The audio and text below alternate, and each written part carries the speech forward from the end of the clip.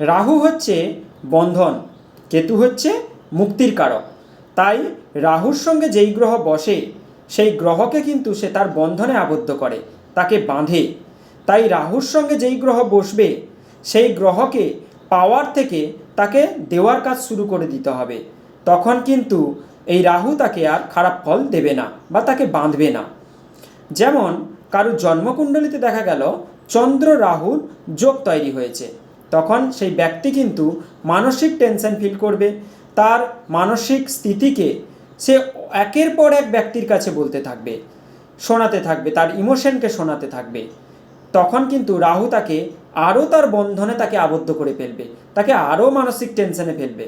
তাকে করতে হবে কি, নিজের ইমোশনকে অপরকে না শুনিয়ে অপরের ইমোশনকে তাকে শুনতে হবে, তাকে সলভ করতে হবে। তখন দেখবেন অপরের প্রবলেম যখন সলভ করবে, অপরের মানসিক টেনশন যখন সে দূর করবে, তখন তার নিজের মানসিক টেনশন দূর হয়ে যাবে। অর্থাৎ রাহুর বিপরীতে আপনাকে যেতে হবে, তখন রাহু তাকে আর বাঁধতে পারবে না তার বন্ধনে।